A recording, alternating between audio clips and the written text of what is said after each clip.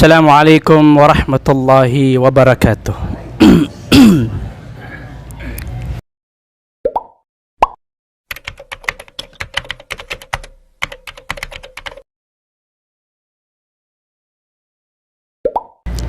Mayroong tatlong nakakapinsala na isa man sa tatlong ito ang taglayin ng tao o kaya mapasakan niya, higit lalo kung makadalawa siya sa tatlong ito, mas higit lalo kung makatatlo siya sa tatlong ito. Walang pag-aalinlangan siya ay mapapahamak. Tatlong nakakapinsala. Una, syuhun muta', labis-labis na pagdadamot na nasusunod. Pangalawa, wahawan muttaba', ang desire na nasusunod. Pangatlo, wa i'jabul mar'i binafsi, at ang pagkabilib ng tao sa kaniyang sarili. So ang tatlong nabanggit na ito ay kabilang sa magpapahamak sa atin na obligadong atin itong iwasan. Una ay ang syuhun muta'. Ang ibig sabihin ng syuh,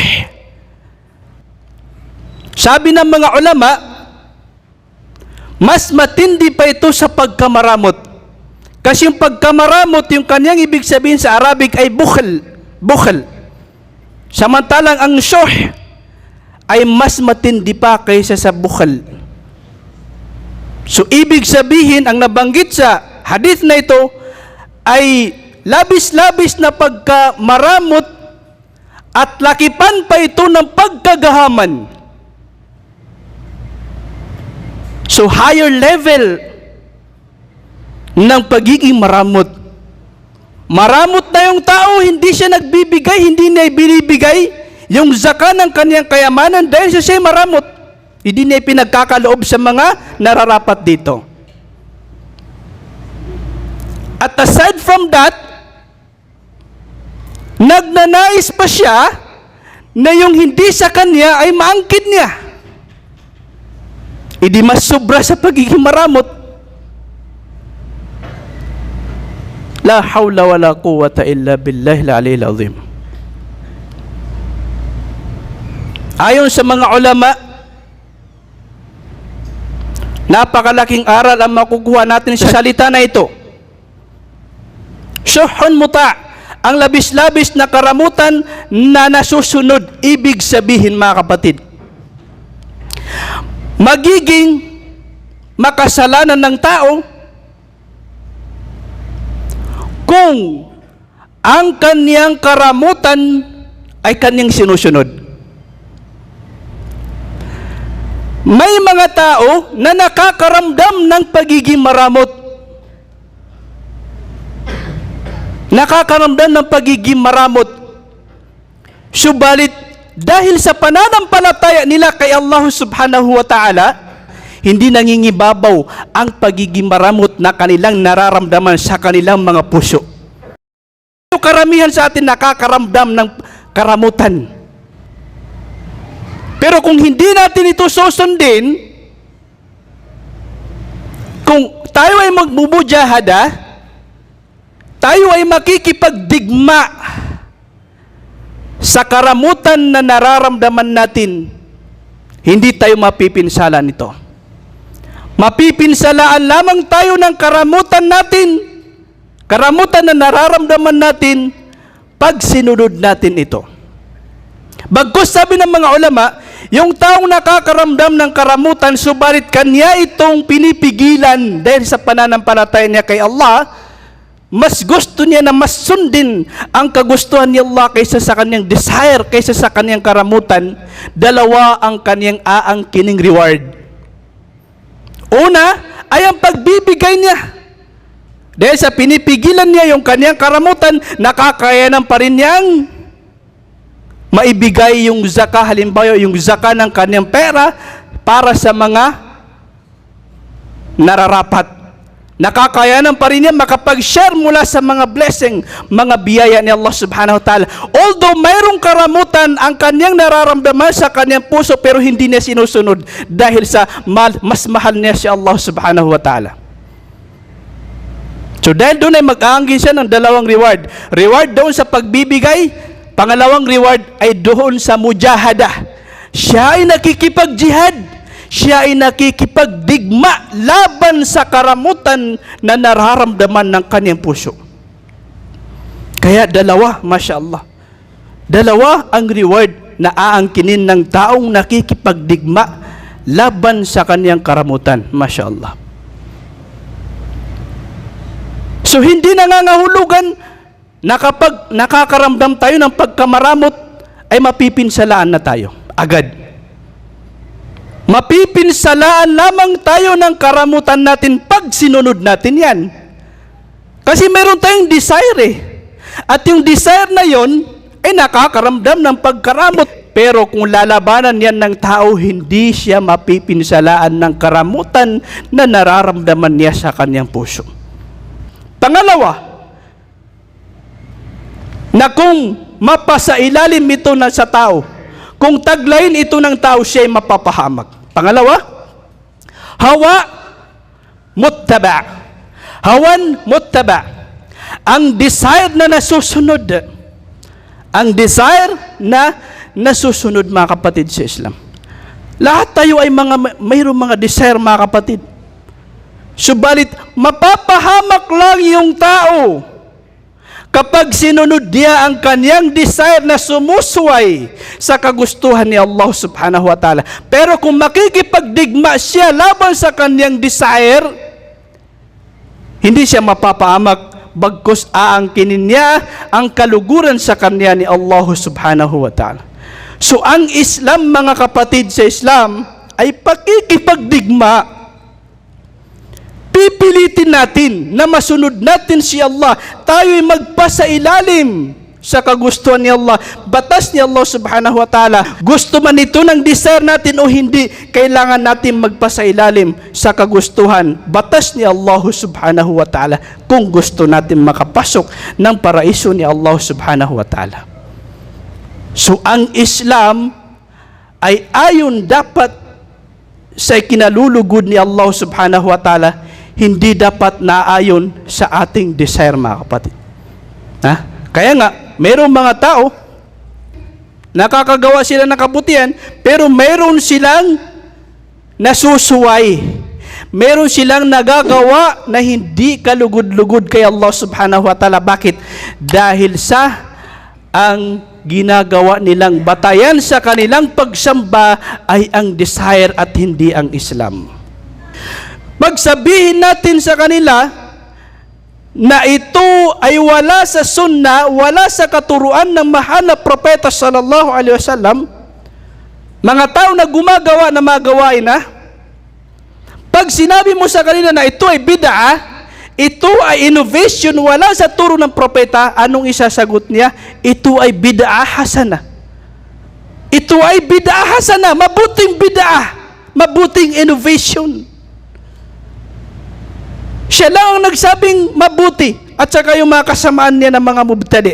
Pero sa Islam, pero ang propeta, wala siyang sinabi na mayroong mabuting bid'a, mayroong mabuting innovation. Bagkus ang sabi niya, kullu bid'atin dalala. Lahat ng bid'a, without exemption, ay dalala, kaligawan. Kaya sino man ang gawin niyang batayan ang kanyang hawa at hindi ang Islam, siya ay mapapahamak.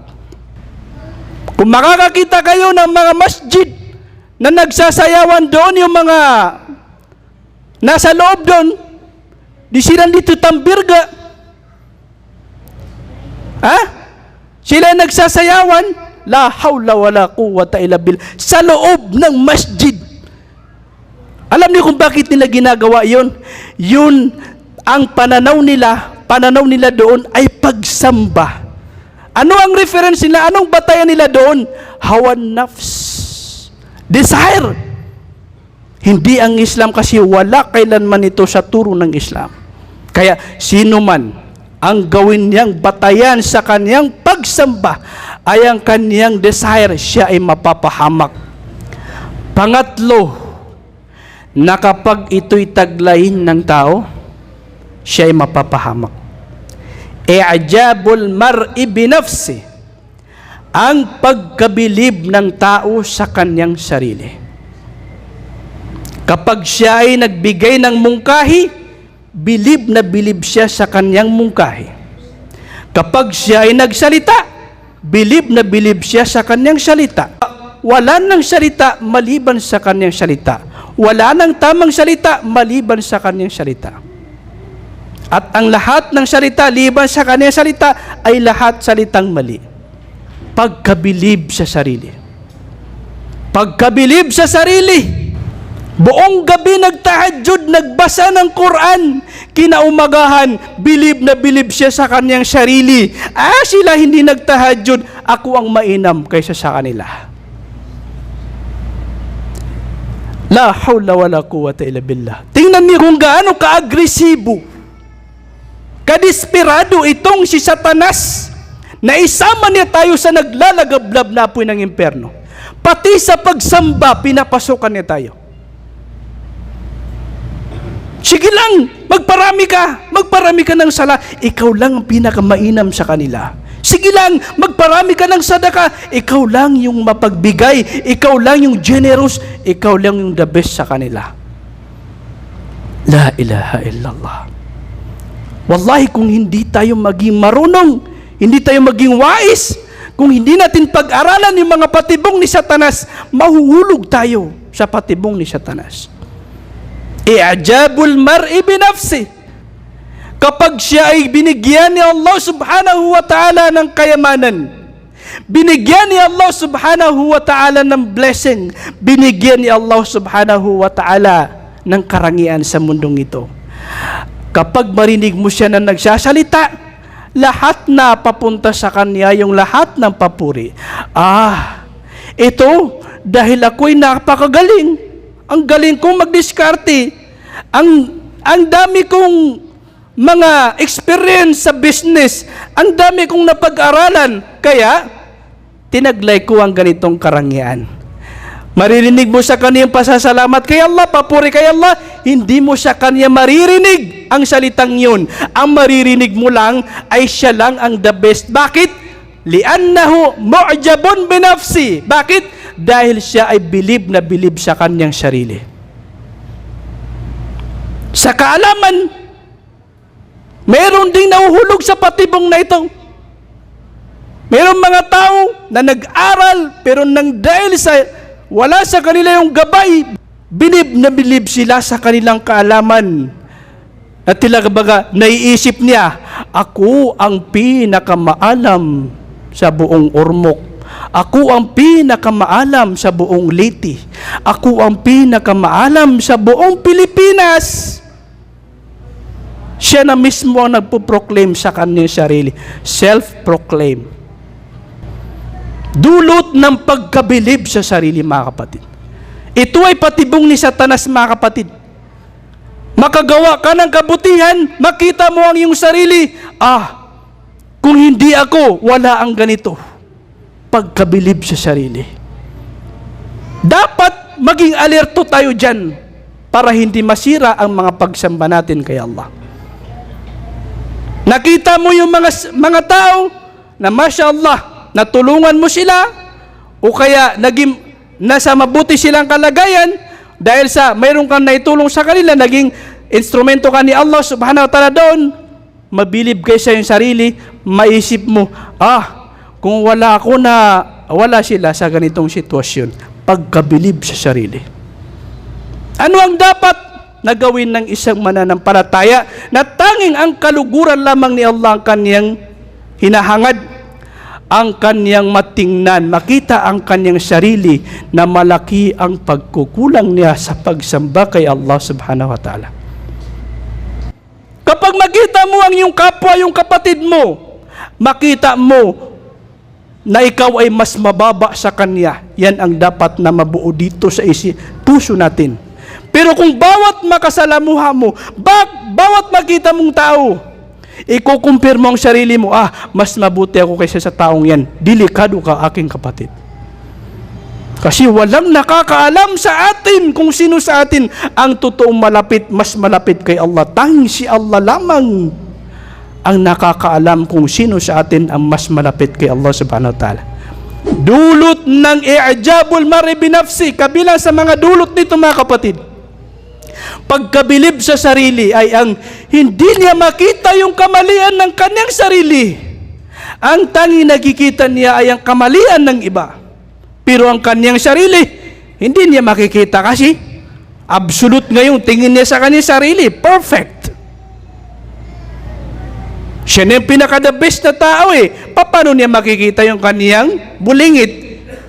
Yung kanyang dumi sa mukha, yung tingin niya sa kanyang sarili, siya na yung pinaka-absolute.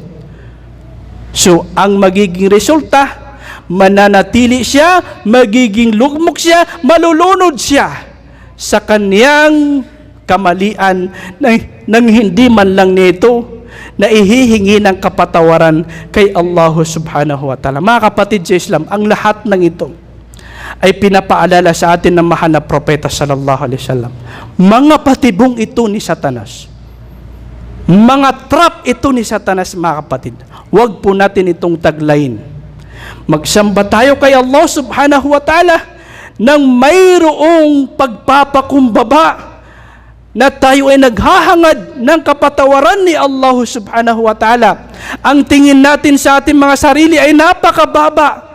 Ang tingin natin sa ating mga sarili ay malaki ang pagkukulang. Bakit? Kasi kapag yun ang tingin natin sa ating mga sarili, may pagkukulang tayo, inshallah, mas higit lalo tayo magsusumikap sa pagsamba kay Allah subhanahu wa ta'ala. Pero kung ang tao, ang tingin niya sa kanyang sarili, malaki na yung kanyang pagsamba, hindi na ako magsusunna. Ano pa ba itong mga wajibat ko? Ano pa ba itong mga ano ko? Hindi na ako magsusunna kasi marami na ako, araw-araw na akong nagsasalay. So hindi na ako magsusunna. Hindi na ako magsasaka, nagsasala na nga ako Ano pa ba itong na panaging kay sambay nga na datakar yan. So, iwasan po natin ito mga kapatid kasi ikakapahamak natin ito 100% mga kapatid. Naway gabayan tayo ni Allah subhanahu wa ta'ala